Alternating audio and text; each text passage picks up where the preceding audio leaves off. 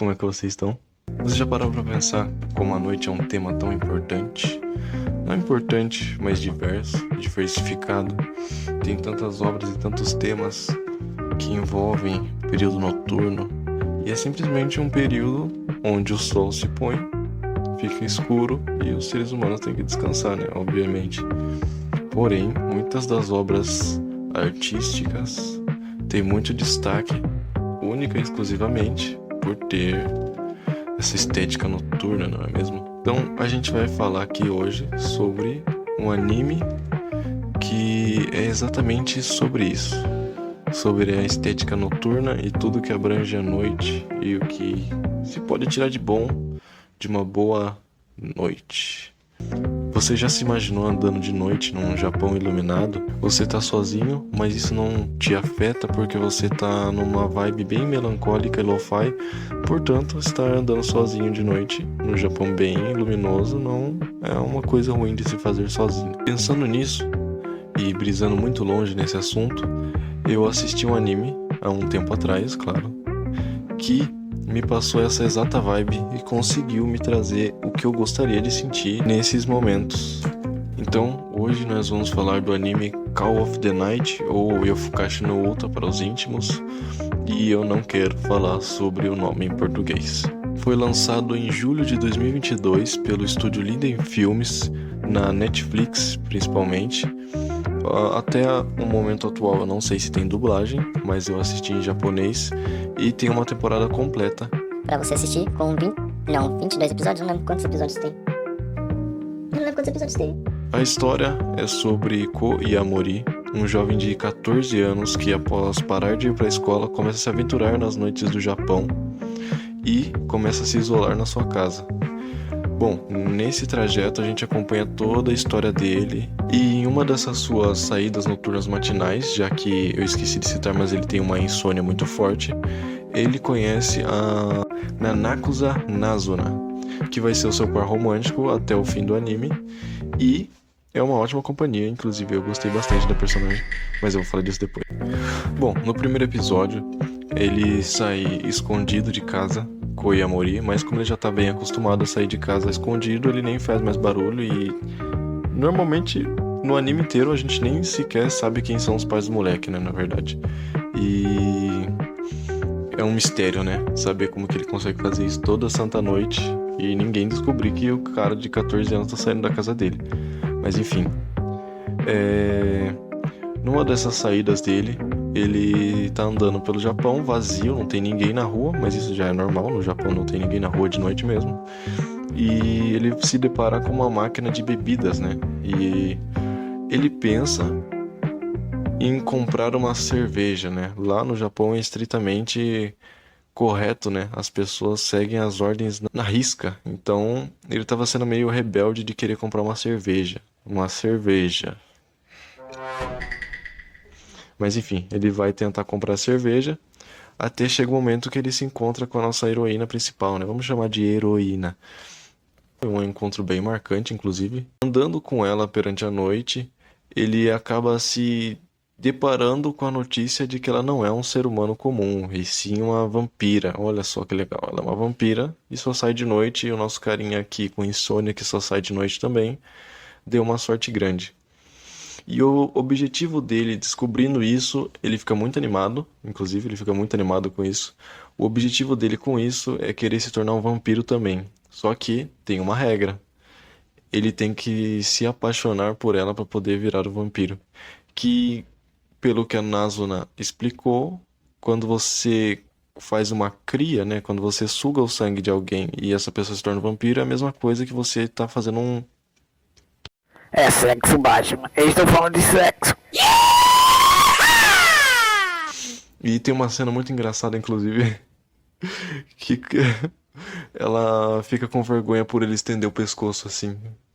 É tipo assim, equivalente a tirar roupa, né, mano? Eu achei engraçado, não tinha parado pra pensar nisso. Após descobrir esse fato de que ela é uma vampira, ele pede e insiste muito para que ela transforme ele em vampiro, então ela vai dar a chance para ele se apaixonar por ela por conta própria. Ela falou que não vai fazer nada, nenhum esforço para que isso aconteça. E ela, antes de tudo isso, né, ela leva ele pra casa dele, prometendo fazer com que essas noites de insônia dele acabem, né? Ela vai dar um jeito na insônia do garotão. E quando ela leva ele pra casa dela, é um tanto quanto estranho. E dá a entender que é outras coisas que vai acontecer, né? Mas não é isso que acontece. No longo dessa trama, ela vai ficar se alimentando do sangue dele durante quase todos os episódios. Isso vai virar um ritual, né? Tanto que até gera um ciúme da parte do Ko. É muito estranho falar Ko, vou falar só Yamori. Da parte do Yamori, que quando ela suga o sangue de outros caras, ele fica meio com ciúme, né? Fica meio estranho. E realmente seria meio estranho, né? Ficar misturando, né, o sangue de várias pessoas diferentes. Mas enfim. Esse anime, né, é muito bom porque ele retrata um negócio que ninguém tinha retratado antes, tá ligado? Na noite. E tem um visual bem bonito. Mas a gente já vai falar disso. Para resumir o fim do episódio, eles começam a se encontrar toda noite em certos pontos da cidade pra história andar. E esse foi meu resuminho do primeiro episódio. Não vou resumir os outros porque é bom que você vá assistir o anime. Assista o anime, que ele é muito bom. Assista o anime. Bom, agora a gente vai falar dos pontos positivos e depois a gente vai falar dos pontos negativos que eu pensei até o momento e que, pra mim, não são umas coisas que afetam tanto. Eu gostei realmente bastante do anime. O primeiro ponto que eu tenho pra falar de bom desse anime é o character design e a animação. O character design segue bem à risca os traços do mangá. E eu achei os traços do mangá uma coisa muito linda. Eu achei muito bonito. E o anime segue segue fielmente a mesma linha do mangá. Só que com cores, né? Obviamente. A próxima parte que eu posso te dizer é que... Não, calma. Sobre a animação ainda, eu posso te dizer que os visuais do céu e as cores são uma coisa muito linda que se assemelha muito a Violet Evergarden, né?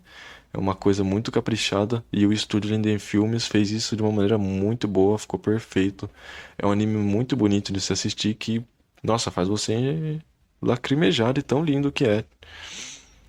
Bom, o próximo ponto positivo, ele é sem enrolação, né? Tipo assim, ele não tem enrolação do que ele se propõe a fazer, ele não tem enrolação sobre o romance, é bem natural, você segue assistindo. Não é aquele negócio arrastado que você vai ver, não vai vendo e nossa, que bosta de assistir esse negócio, que negócio chato de assistir.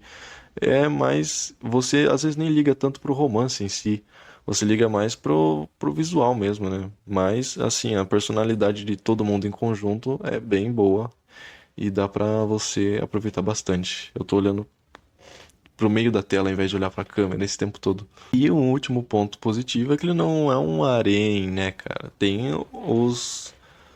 as rivalidades femininas lá, né, que tem outros interesses românticos, mas não chega a ser um harém que todas elas ficam atiradas pra cima do protagonista, né?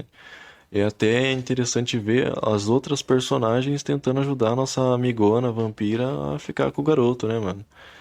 Mas é meio estranho, parando pra pensar agora na questão de idade, né? Ela deve ter uns 300 anos e o cara tem só uns 14. Mas a gente não vai ficar pensando nisso, né? Bom, mais um ponto positivo.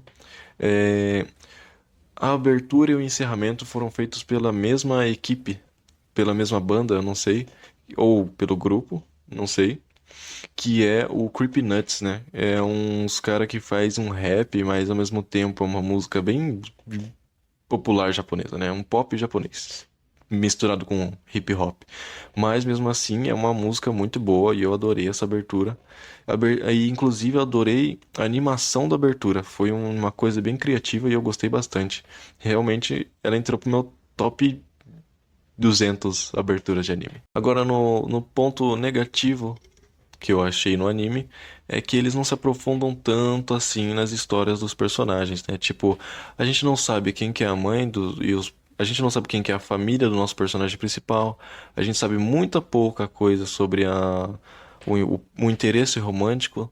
A gente sabe muita pouca coisa sobre o universo atual e vai se explorando ao longo do tempo. Foi só uma temporada para apresentar como o anime funciona, mas mesmo assim, esses pontos de aprofundamento de personagem não foram tão aprofundados. Bom, o próximo ponto negativo é que a gente tem um eti meio exacerbado, mas não é tanto assim ao ponto que te incomode.